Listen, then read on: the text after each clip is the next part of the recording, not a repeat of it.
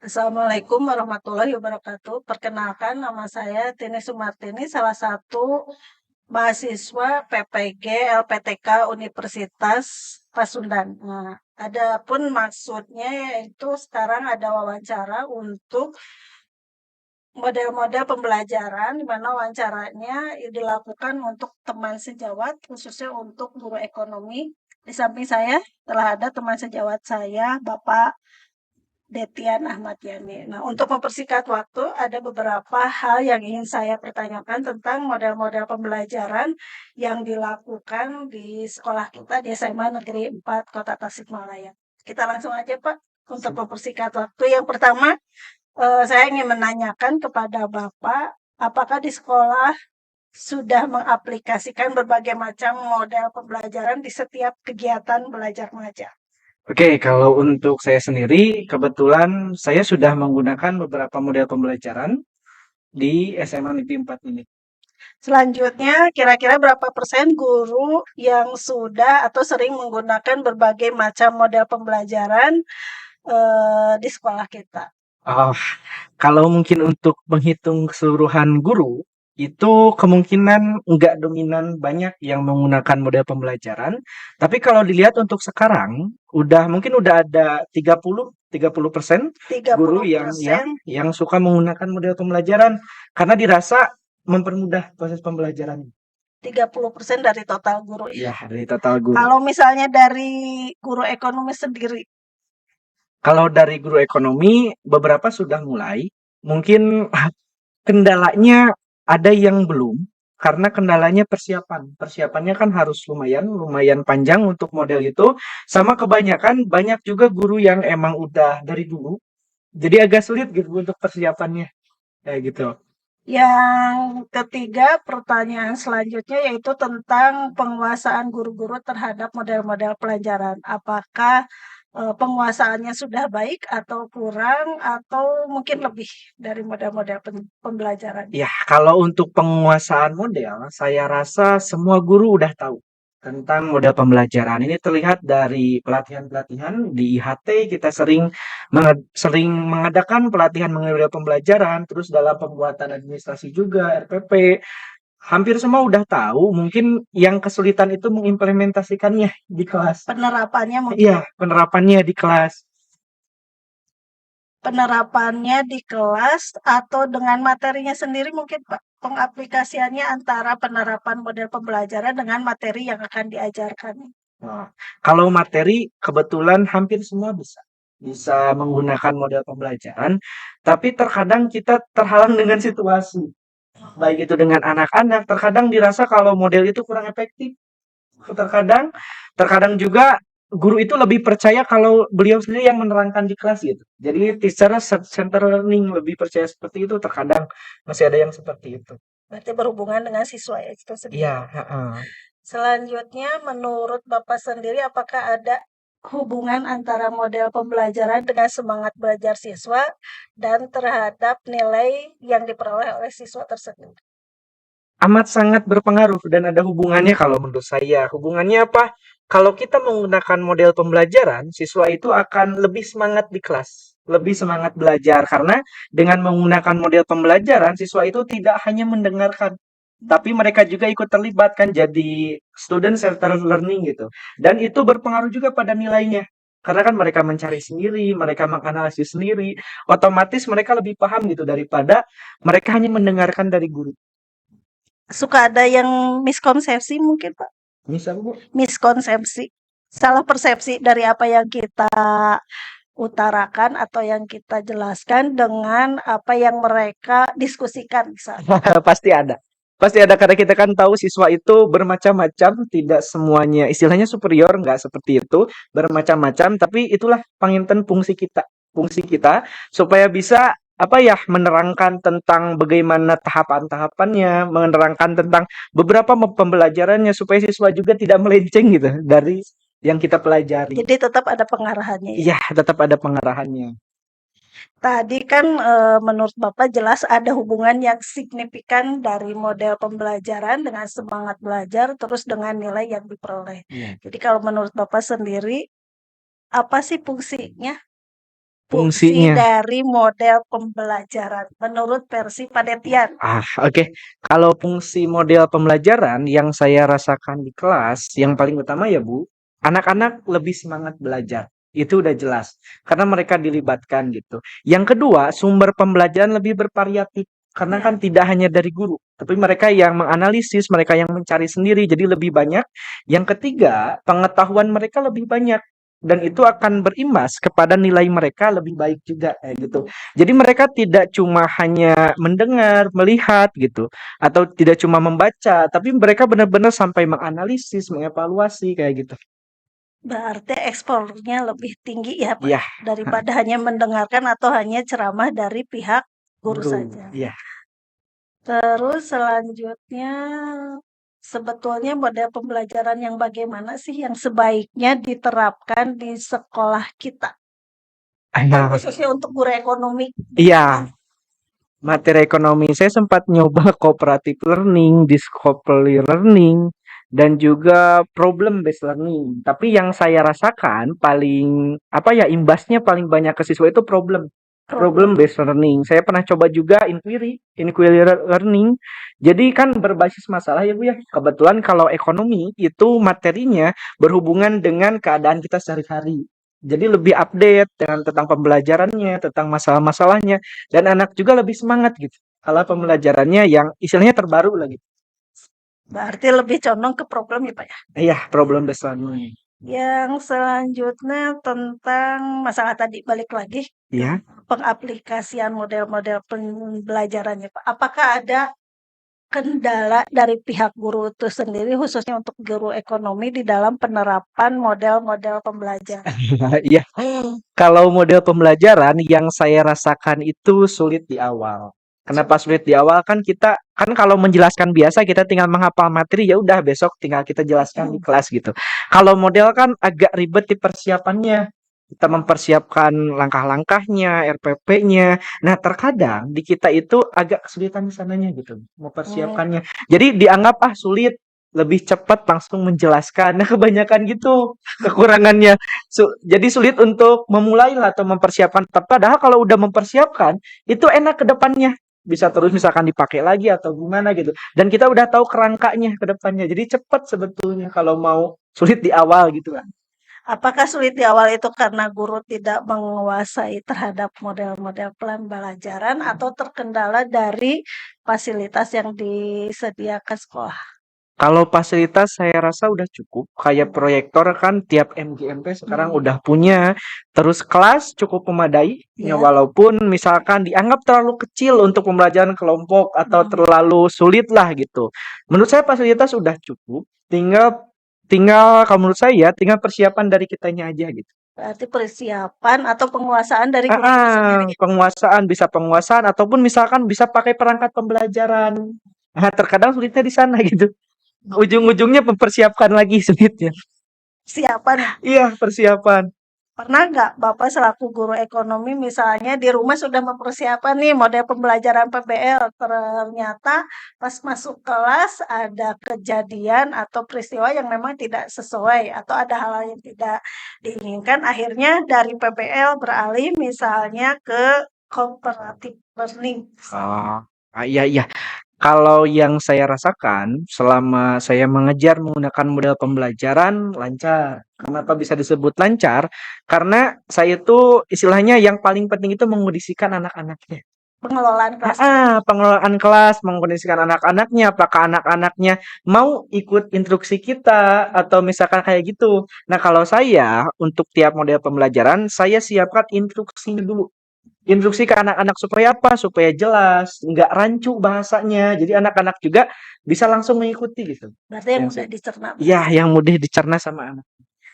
Nah, selanjutnya bagaimana upaya untuk meningkatkan penguasaan model-model pembelajaran khususnya untuk guru ekonomi? Kalau saya lihat, kalau ekonomi di Kota Tasik, kebetulan kita sering ada pelatihan-pelatihan, baik MGMP itu berarti. bisa MGMP. Kebetulan kemarin ada tentang pelatihan. Kalau kemarin kurikulum Merdeka Belajar. Kalau yang kemarin yang terbaru. Nah, dari MGMP-nya ada, termasuk dari sekolahnya juga ada. Kalau dari sekolah yang saya tahu, misalkan dalam IHT, tiap tahun kan ada suka narasumber menjelaskan tentang model, tentang penerapannya, kayak itu suka ada. Ada ya. Berarti sering diadakan pelatihan-pelatihan, baik itu tingkat kota maupun tingkat ruang lingkup di sekolah kita. Iya, iya Kita gitu. minimal 2 kali dalam 1 tahun mungkin ya Pak ya. Iya, Nah, ada.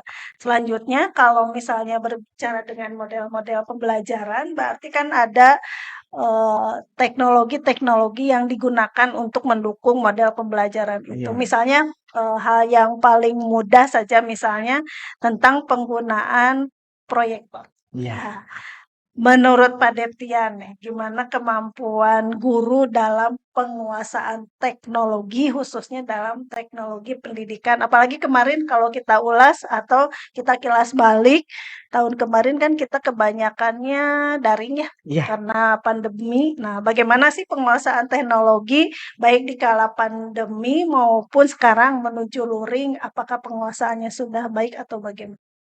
Iya, kalau saya lihat di lapangan untuk penguasaan teknologi itu tergantung usia dari gurunya biasanya. Balik lagi ke sana, hampir semua sekolah, ya usia dari gurunya. Kalau misalkan guru-guru muda, itu yakin kebanyakan udah bisa. Mm. Kebanyakan juga kalau dilihat kebanyakan udah menerapkan. Kebanyakan, apalagi kan kalau pelajaran kayak ekonomi, ilmu-ilmu sosial Ya. kan banyak menayangkan video, banyak menayangkan audio gitu. Jadi kebanyakan sudah menerapkan. Tapi yang saya lihat untuk guru-guru senior itu kemungkinan 30% yang menerapkan. Menerapkan penguasaan teknologi. Iya, penguasaan teknologi yang saya lihat di sekolah. Ada beberapa guru yang tiap mengajar itu, saya pasti pakai audio, saya pasti pakai proyektor. Ada banyak, beberapa gitu. Tapi ada juga mungkin sedikit lah, satu dua guru yang emang beliau agak sulit mempelajarinya karena emang udah lama kan teknologinya baru dan beliau memang mungkin lebih enak atau lebih nyaman dengan pembelajaran seperti biasa, menjelaskan seperti biasa Atau gitu. metode yang lama ya Pak ya, lebih nyaman Metode dengan yang metode. iya masih ada beberapa. Apakah ada manfaat teknologi teknologi pendidikan bagi guru? Sangat amat sangat bermanfaat termasuk bagi saya. Ya. Karena kalau saya hampir tiap mengajar, saya pasti menggunakan proyektor. Yang pertama mungkin manfaatnya apa ya? Tidak banyak waktu terbuang. Maksud waktu terbuang itu saya tidak banyak menulis, saya tidak banyak anak-anak tidak banyak menulis tapi lebih banyak menjelaskan ke anak-anak. Berarti efisiensi. Efisiensi waktu yang pertama. Yang kedua, anak-anak lebih antusias. Beda kalau kita nulis selama 1 jam pelajaran, anak-anak udah ngantuk. Kebanyakan gitu. Beda. Jadi kalau kita langsung ke inti materi, kita langsung to the point, anak-anak beda antusiasnya. Yang saya rasakan teknologi. Termasuk audio juga. Audio. Dan kalau PPT yang saya rasakan itu anak-anak tidak banyak menulis. Kenapa tidak banyak menulis? Karena bisa langsung dikasih PPT dan kalau dikumpulkan itu bisa jadi modul. Gitu, enaknya seperti itu. Berarti ada hubungannya dengan konten ajar ya. Iya, ada. Balik ke konten ajar. Berarti konten ajar yang bagaimana sebetulnya yang diminati oleh siswa. Oke, yang saya lihat siswa itu akan antusias kalau di kelas itu tidak monoton. Maksud monoton itu tidak misalkan selalu menulis, tidak selalu menjelaskan. Yang saya lihat itu siswa itu mulai antusias kalau mereka mulai dilibatkan dalam pembelajaran, dikasih kepercayaan. Ayo dong, misalkan kamu analisis tentang ini, bagaimana pendapat kamu itu kelihatan banget antusias gitu. Jadi tidak melulu kontaknya itu satu arah, tidak selalu guru ke siswa gitu. Terkadang kalau kita memberi kepercayaan ke siswa, itu kelihatan banget antusiasnya. Kalau menurut Pak Detian sebetulnya konten yang bagaimana yang bisa menarik Konten siswa? dalam hal Misalnya konten yang lucu atau berupa video atau bagaimana? Misalnya melalui PPT. Sebaiknya PPT-nya yang bagaimana? Iya, kalau saya pribadi yang pasti PPT-nya tidak banyak tulisan. Jadi kalau mau banyak tulisan ditambah not di PPT-nya supaya siswa bisa menulis sendiri. Banyak konten-konten kayak gambar, kayak video gitu. Tapi tidak terlalu dominan. Konten pun itu yang berhubungan sama materi tersebut gitu, bukan tiba-tiba gambar apa gitu. Enggak. Gitu Dihubungkan sih. dengan materi ajar. Dihubungkan dengan materi ajar. Masih berhubungan dengan konten ajar, berarti kalau menurut Pak Detian nih, gimana kreativitas Bapak, khususnya guru ekonomi, Bapak Ibu guru ekonomi di dalam proses pembelajaran? Dari kreativitas. Agak sulit ya. Kreativitas dalam mapel ekonomi saya rasa di SMA 4 masih agak kurang. Kenapa agak kurang? Karena mungkin ya yang pertama itu imbas SDM di kita. Itu harus diakui. SDM di kita terkadang kalau kita tidak bisa menguasai kelas dengan baik, kita serahkan ke anak-anak bukan belajar. Bukan belajar jatuh. Jadi terkadang masih ada guru yang saya pengen seperti biasa gitu. Seperti biasa gitu. Jadi nyaman dengan yang Dulu biasa dilakukan. tapi nggak semua, masih ada satu dua yang seperti itu, tapi nggak semua. Dan saya lihat perkembangan sekarang termasuk dengan adanya banyak PLP, banyak iyalah dari kampus luar termasuk dari pelatihan mulai diterapkan gitu. Minimalnya mulai pakai perangkat pembelajaran. Nah, gitu yang saya lihat. Tadi kan udah ya tentang model pembelajaran, terus ada kreativitas pembelajaran. Nah, sekarang kembali ke masalah yang lagi hit sekarang, pembelajaran HOTS. Iya. Nah, karena kalau kita lihat sebetulnya masih banyak guru yang belum paham atau mungkin belum menguasai apa sih itu pembelajaran HOTS. Sehingga ketika ditanya pembelajaran HOTS, kebanyakan persepsinya bahwa pembelajaran HOTS itu adanya hanya di penilaian HOTS saja, sedangkan dalam proses pembelajarannya Ya. tidak HOTS gitu. Iya, Nah, iya, iya. gimana misalnya kalau di guru ekonomi, apakah rata-rata sudah mengenal apa sih itu pembelajaran HOTS? Kalau saya pribadi sih belum amat sangat mengenal. Jujur, belum amat sangat mengenal dan belum belum benar-benar diterapkan gitu. Belum benar-benar diterapkan di kelas tentang pembelajaran HOTS ini. Tapi Gitu. kalau untuk penilaian mungkin sudah. Penilaian udah, termasuk dalam pembuatan soal yang paling penting kan ada jenjangnya itu udah kalau tapi kalau pembelajaran saya rasa belum optimal, belum amat sangat optimal untuk yang HOTS ini. Terus apa sih kendala dalam pembelajaran HOTS? Apakah kendalanya karena memang guru tersebut tidak menguasai pembelajaran HOTS atau memang belum paham apa itu pembelajaran HOTS? Lebih ke belum paham lah menurut saya. Lebih ke belum Pembelajaran. paham bukan tentang penguasaan materi tapi belum paham sepenuhnya gitu. Karena mungkin berbagai kendala ya kemarin terpotong misalnya apa pandemi, jadi untuk IHT mungkin Iya, sangat betul. kurang ya. Iya, Adapun misalnya IHT melalui online biasanya tidak terlalu efektif kayak biasa.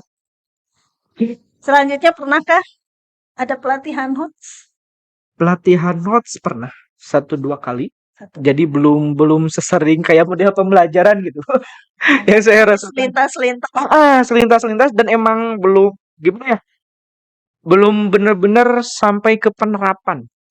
Baru konteksnya baru menerangkan. Jadi belum amat sangat Belum wow. sangat mendukung ya. Ya, kalau yang sering itu paling tentang pembuatan soal, tentang penilaian. Kalau itu mau udah semua menerapkan, tapi kalau pembelajaran saya rasa belum benar-benar optimal.